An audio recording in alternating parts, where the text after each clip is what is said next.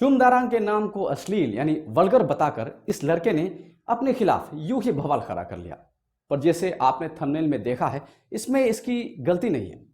अब I am sure आप में से कई मुझे कोस रहे होंगे, पर मैं अपनी बात को आगे साबित करूंगा। वीडियो को आखिर तक देखिएगा और आप भी मुझसे सहमत हो जाएंगे। नमस्कार दोस्तों, वैसे मैं बहुत ही कम मौकों पर इस तरह के टॉपिक्स में वीडियोस बनाता हूं और ऊपर से दरअसल इस वीडियो को कुछ दिन पहले आना चाहिए था, पर मैं सियांग डैम पर वीडियोस बना रहा था तो इस पर बात करने का मुझे मौका नहीं मिला। एक्चुअली सियांग डैम के कंसेप्ट को एक सिंगल वीडियो में समेटना मुश्किल था, तो मैंने उसे 3 पार्ट्स में डिवाइड करके एक सीरीज सी बनाई है, जरूर देखिएगा। खैर, तब तक ये चूम वाला इशू चलता रहा। जी तो कर रहा था कि मुझे उसी वक्त बात करनी चाहिए, पर मैंने थोड़ा समय लिया। हाँ तो दोस्तों, इस लड़के ने चूम के नाम को वल्गर कहा ना, और हम सभी इसके पीछे पड़ के इसे कोसने लगे। पर मुझे तो इस पर दरअसल तरस आ रहा है। क्यों? आगे देखिए। सबसे पहले मैं उन दोस्तों को चूम के बारे में बताना चाहता हूं जो शायद ही, आई रिपीट, शायद ही चूम को नहीं जानते हो। वैसे चांस तो बहुत कम है, क्योंकि चूम दारांग को किसी भी तारुफ की अभी जरूरत नहीं है। 2016 में मिस अरुणाचल के खिताब को जीतने के अलावा चूम ने 19 साल की उम्र में ही 2010 को मिस आपसू मतलब miss all Arunachal Pradesh students union का खिताब जीता था। 2014 में चूम मिस नॉर्थ ईस्ट की फाइनलिस्ट बनी। 2015 में मिस हिमालय की सेकंड रनर अप बनी। 2016 में मिस अर्थ इंडिया वाटर बनी। 2017 में मिस एशिया वर्ल्ड में इंडिया को रिप्रेजेंट किया और उसी साल मिस चेहरा इंडिया इंटरनेशनल टाइटल को भी जीता। अब आपको तो पता ही है, इसके बाद इन्होंने बधाई दो और गंगूबाई जैसी मूवीज में भी काम किया। अभी तो फारा खान के प्रोग्राम में भी मैंने इन्हें देखा है और अब फेमिना मैगजीन के कवर में भी इनकी फोटो आ रही है और अभी खतरों के खिलाड़ी शो के लिए भी इनका सिलेक्शन हो गया है। वैसे मैंने पहले ही चूम पर एक वीडियो बनाई है, उस वीडियो को भी आप जरूर देख लीजिएगा, लिंक यहाँ शेयर कर रहा हूँ। चूम के बारे और थोड़ा जान जाएंगे। अब इतना कुछ इस लड़की ने अपने दम पर अचीव किया, ये कोई मामूली बात नहीं है। एक छोटे शहर की अकेली लड़की विदाउट एनी सर्टेनिटी मुंबई जैसे शहर के लिए निकलती है और वहां अपनी पहचान बनाती है। नाउ आई होप एल्विस और उन जैसे कई लोगों को पता चल गया होगा कि चूम दारांग कौन है। देखिए, हर जानवर का अपना एक इलाका होता है, हर कोई अपने दायरे को जानता है। एक तरीके से कहें तो ये उनका अपना संस्कार है। जैसे चिड़िया को गाने का, चहकने का संस्कार मिला है और ऑफकोर्स सांपों को डसने का संस्कार मिला है, उसी तरह हम इंसानों के भी अपने समाज होते हैं, सोसाइटी होती है और उसके नॉर्म्स हम खुद तय करते हैं। कुछ चीज़ों को हम बुरा मानते हैं और कुछ को हम सही मानते हैं। साइकोलॉजी में भी बायोलॉजिकल और साइकोलॉजिकल फैक्टर्स के अलावा किसी के नेचर शेप करने में एनवायरनमेंट का बहुत बड़ा रोल होता है, which includes socio cultural factors. और एनवायरनमेंट भी हम ही सेट करते हैं, हम ही तय करते हैं, हम ही अच्छे बुरे को चुनते हैं।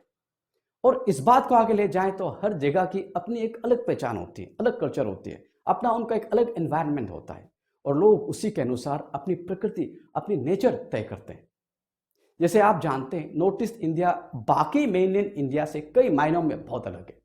यहाँ ऑफकोर्स पुअर कनेक्टिविटी और कम्युनिकेशन के चलते डेवलपमेंट काफ़ी नहीं, बहुत लेट से आया और आज भी कई जगह ऐसे हैं जहाँ गाड़ियाँ नहीं पहुँच सकती, पैदल से भी बड़ी मुश्किल से पहुँचा जाता है। पर गजब की बात तब होती है जब इसके बावजूद भी मिजोरम जैसे राज्य लिटरेसी में अव्वल करता है।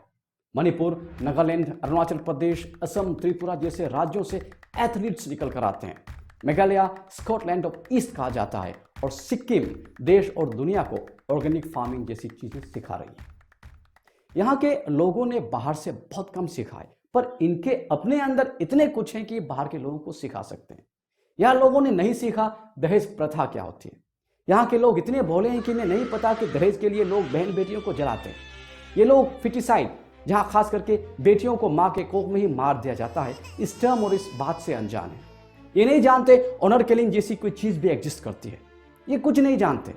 अब हम जैसे पढ़े लिखे लोग बाहर से कुछ चीज़ें सीख कर इन्हें बता रहे हैं, तो अब ये थोड़ा बहुत जानने लगे हैं। पर इससे भी अच्छी बात यह है कि इन लोगों ने इन चीज़ों को लेकर नहीं अपनाया। इनके यहाँ लोगों को जात के आधार पर नहीं बांटा जाता, या सेक्स रेशियो बहुत अच्छा है। यहाँ के लोगों की आस्था में बहुत सारी देवियां तो नहीं है, पर यहाँ लोग महिलाओं को देवियों की तरह मानते हैं, लड़कियों की, माँ बहनों की बहुत इज्जत करते हैं। इसलिए आपको यहाँ बहुत ऐसे कम बलात्कार के हादसे मिलेंगे जो यहाँ के मूल निवासियों द्वारा किए गए हो। ऐसे हादसे अक्सर यहाँ बसे बाहरी लोगों द्वारा किया जाता है और इसीलिए मणिपुर का वो हादसा जहां एक महिला के साथ इल ट्रीटमेंट हुआ था, वो हमें शर्मसार कर देने वाला था। इन्हीं कल्चरल और सोशल वैल्यूज के चलते कई मायनों में ये मेनलैंड इंडिया से अलग है। और यकीनन एल्विश यादव ऐसे ही किसी समाज की पैदाइश है जहां ये नहीं सिखाया गया हो कि महिलाओं की इज्जत किस तरह की जाती है। शायद उसकी परवरिश ऐसी हुई हो जहां वो इन सोशल वैल्यूज को नहीं सीख पाए हो। नहीं, उसके बिहेवियर में दिखता है ना, लड़का तमीजदार भी नहीं है। अब वो बेचारा वही करेगा जो उसने सीखा है। इसलिए मैंने कहा था कि एल्विस ने जो किया है उसमें उसकी गलती नहीं है, पर जो हुआ है वो गलत है। हो सकता है ये एक टीवी शो से जुड़ा हो, पर आज ये हमारे हर किसी के लाइफ से रिलेवेंट है। तो इन सब को ठीक कैसे किया जाए और क्या इसे ठीक करना मुमकिन भी है? ये घटना इतना सिंपल नहीं जितना दिखता है। जो चीज चूमदारा को फेस करनी पड़ी है वो आइसबर्ग का एक टिप है। It is rooted much much deeper inside. आजकल की जनरेशन पहनावे से लेकर बोलचाल तक हर चीज में कूल दिखना चाहते हैं। नहीं, ये गलत बात नहीं है, पर उनको लगता है कि कूल वे तब लगेंगे जब वे वल्गर बातें करेंगे, वल्गर ड्रेसेस पहनेंगे। एफ और एल से शुरू होने वाले शब्दों का आज भी हम जिसका इस्तेमाल नहीं करना चाहते वो उनके कूल लाइफ का हिस्सा है। हिस्सा क्या, बेसिक है। गाली बकना एक टर्म यूज करते हैं वो, रोस्ट, मतलब किसी की बेइज्जती करो और फिर बोलते हैं कि मैं रोस्टिंग कर रहा हूं। ये जिस तरह के उनके नेचर में एब्रप्ट चेंजेस आ रहे हैं ना, ये बहुत खतरनाक है। नहीं, ये एब्रप्ट ही तो है। मेरी जनरेशन कौन सी, वो मुगल आजम के दिनों से है। ये चेंजेस इन 10-15 सालों में आए हैं और मैं ऐसा मानता हूं इसमें रियलिटी टीवी शोज का बहुत बड़ा रोल है। अब देखिए ना, कई शोज हैं जहां सिर्फ लड़ाई झगड़े ही दिखाए जाते हैं। जजेस या होस्ट एकदम गुस्से में कंटेस्टेंट्स को फटकार लगा रहे होते हैं। कंटेस्टेंट्स आपस में एक दूसरे से गंदी गंदी गालियां एक दूसरे को दे रहे होते हैं, एक दूसरे को एक दूसरे पर फिजिकली हावी होते हैं, एब्यूज कर रहे होते हैं। हो सकता है ये लोग टीआरपी के लिए कर रहे हैं, पर इसका असर तो अभी हमारे यूथ के ऊपर हो रहा है, ये दिख रहा है। कोई किसी से प्यार से बात नहीं करना चाहता, जो करते हैं वो बेवकूफ हैं। मैं तो इसलिए इन रियलिटी टीवी शोज को देखता भी नहीं हूं, इंक्लूडिंग बिग बॉस, और कोशिश करता हूं कि मेरे घर के अदर मेंबर्स भी इन्हें ना देखें। तो टेल मी, इन शोज से आपको क्या लेसन मिलता है? एंड इफ यू से आप इनको एंटरटेनमेंट के लिए इन शोज को देखते हो तो मैं तो कहूंगा यू आर ए सैडिस्ट। हाँ, यस, यू आर सैडिस्ट। अगर किसी के झगड़े से आप एंटरटेनमेंट ड्रॉ कर रहे हो तो आप सैडिस्ट हो। लेकिन इससे भी खतरनाक चीज यह है कि हमारे यूथ इससे सीख रहे हैं। और जैसे कि मैंने कहा, अगर हम इन चीजों को यूं ही अनदेखा करके रहें तो हमारे समाज में आज की तरह कई घटनाओं को दोहराते रहेंगे। हम आज भी स्कूलों में, कॉलेज में बहुत सारी चीजें सीखते हैं, सिखाते हैं, पर ज्यादातर जो लेसन्स और कंटेंट्स इन किताबों में हैं वो सालों पहले जो सिचुएशन थी उसके आधार पर लिखी गई चीजें। आज टेक्नोलॉजी इतनी तेजी से बदल रही है कि इसके साथ कोप अप करना भी मुश्किल हो चला है। तो मैं ऐसा मानता हूं कि जब तक हम जड़ से इन मसलों को ठीक नहीं करेंगे तो हमारा समाज इसके शिकार होते रहेंगे। हमें इसकी शुरुआत सेंसिटाइजेशन से करनी होगी। सोशल मीडिया आज हमारी आम जिंदगी का अटूट हिस्सा बन गया है, तो हमें मानकर चलना होगा कि हमें इसके साथ ही चलना है और जिन चीज़ों को हमें अपने साथ रखना है उन चीज़ों का ठीक होना अटमोस्ट इंपॉर्टेंट है, बहुत ज़रूरी है। और सोशल मीडिया के इस इविल इन्फ्लुएंस से आज के यूथ को बचाने के लिए हमें घर से ही शुरू करनी होगी। देखिए, आज से 20 साल पहले की पेरेंटिंग को हम आज के पेरेंटिंग से कंपेयर नहीं कर सकते। उस वक्त समय और माहौल अलग थे, फैक्टर्स अलग थे, और ऊपर से उस वक्त पेरेंट्स ज़्यादा एजुकेटेड भी नहीं थे, अनएजुकेटेड थे। पर आज जो पेरेंट्स हैं वे ज़्यादा एजुकेटेड हैं, ज़्यादा एडवांस्ड हैं, और उन्हें होना भी पड़ेगा क्योंकि इसके बगैर आज प्रॉपर पेरेंटिंग इम्पॉसिबल है। हमें अपने बच्चों के कंडक्ट को घर में ही फिल्टर करनी होगी। हम इसे कैजुअली नहीं ले सकते, क्योंकि आज के बच्चे अगर बिगड़ेंगे ना तो सीधा खुद को तो बर्बाद करेगा ही, साथ में घर और समाज को भी ले डूबेगा। अगर इन्हें एथिक्स और मैनरिज्म बचपन में ही नहीं सिखाया गया तो आज एआई का ज़माना है, कुछ भी हो सकता है, वो कुछ भी कर सकते हैं। इसके अलावा आज के समाज को भी अब ज़्यादा सेंसिटिव होनी होगी। सोसाइटी को और ज़्यादा प्रोएक्टिव रोल प्ले करनी होगी, निभानी होगी। डेलिंक्वेंट बिहेवियर के लिए स्ट्रिक्टर नॉर्म्स हमें तय करनी होगी। इसके अलावा आज जैसे कई एनजीओज हैं जो इन कामों में बहुत प्रोएक्टिवली काम कर रहे हैं, इन एनजीओज को और मजबूत करने के लिए इन्हें लीगल एजुकेशन से हमें सप्लीमेंट करनी होगी। कई ऐसे डूज एंड डोंट्स हैं जिन्हें इनको जानना है, वरना आज कई ऐसे एनजीओज भी हैं जिन्हें खुद लीगल नॉलेज नहीं है और ये इनके खुद के लिए बहुत बड़ा खतरा हो सकता है। और इसीलिए किसी एनजीओ के रजिस्ट्रेशन के लिए भी अभी स्ट्रिक्टर नॉर्म्स हमें फॉलो करनी होगी। स्कूलों और कॉलेजों के सिलेबस में मॉडर्न टेक्नोलॉजी या सोशल इविल के प्रति बच्चों को सेंसिटाइज करने के लिए इनके यूज पर ही नहीं बल्कि इनके अब्यूज और मॉरल रिस्पॉन्सिबिलिटी पर भी हमें जोर देनी होगी। यह बहुत ज़रूरी हो गया है। इसके अलावा जेंडर सेंसिटाइजेशन भी एक बहुत ज़रूरी टॉपिक होगा।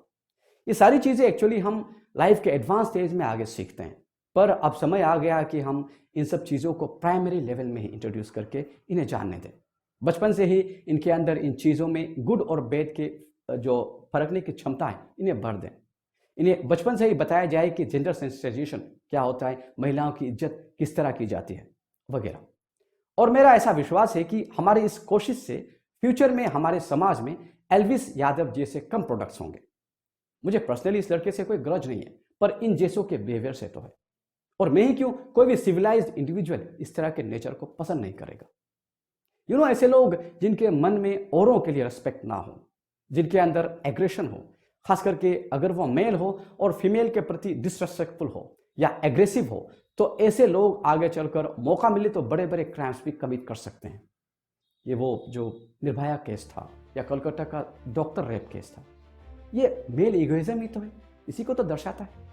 उन्हें लगता है कि हम आदमी हैं तो हम कुछ भी कर सकते हैं क्योंकि महिलाएं उनसे कमज़ोर हैं। और ये सोच उनके अंदर इसलिए जन्मा क्योंकि मोस्ट प्रोबेबली उन्हें कभी ये नहीं बताया गया कि ये सोच गलत है। तो ये सोच उनके अंदर डालनी होगी कि ये सोच गलत है। ये घर, समाज, स्कूल और कॉलेज में ही हो सकता है। जहाँ तक एल्विस यादव का सवाल है, मुझे लगता है इस लड़के को जेंडर सेंसिटाइजेशन और एजुकेशन की बहुत ज़रूरत है। इसे काउंसलिंग की ज़रूरत है। बिना इसके अगर इन जैसों को समाज में खुला छोड़ा जाए तो ये एक बहुत बुरा और गलत एग्जाम्पल होगा। ये मैं चुमदारांग या किसी को सपोर्ट करके नहीं बोल रहा हूँ, मैं एक जनरल चीज़ बता रहा हूँ। दोस्तों, यहाँ मैं वीडियो ख़त्म करने से पहले और एक चीज़ जोड़ना चाहूँगा। आज आज़ादी के 78 ईयर्स होने के बावजूद भी मेनलैंड इंडिया के लोग नॉर्थ ईस्ट इंडिया के बारे में बहुत कम जानते हैं। और मैं ऐसा मानता हूँ ये भी एक कारण है जो नॉर्थ ईस्ट इंडिया के और मेनलैंड इंडिया के लोगों के बीच जो दूरी बनाती है। तो मैं ऐसा मानता हूँ अगर मेनलैंड इंडिया के स्कूलों और कॉलेजों के सिलेबस में नॉर्थ ईस्ट इंडिया पर एक पूरा सीरीज में चैप्टर हो तो ये दूरी मिट सकती है। नॉर्थ ईस्ट के इलाके, यहाँ की कम्युनिटीज़, इनके कल्चर, ये भी तो इंडिया है। तो हर इंडियन को अपने देश को जानना चाहिए। It's not a foreign land. यही लैक ऑफ नॉलेज डिस्क्रिमिनेशन का एक बहुत बड़ा कारण है।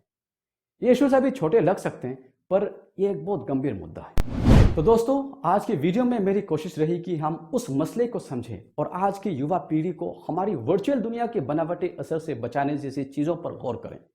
ये सिर्फ एक एल्विस या एक चुप की बात नहीं है और ना ही इस एक घटना की। अगर हम इन चीज़ों को पैदा करने वाले फैक्टर्स को इग्नोर करते रहें तो हमारा भविष्य अंधकार की ओर बढ़ता जाएगा। आज देखिए चीन और जापान के बच्चे क्या कर रहे हैं और हमारे बच्चे क्या कर रहे हैं। But we can always begin with the smallest step we can make. देश हित में सोचिए, देश हित में कीजिए। जय हिंद।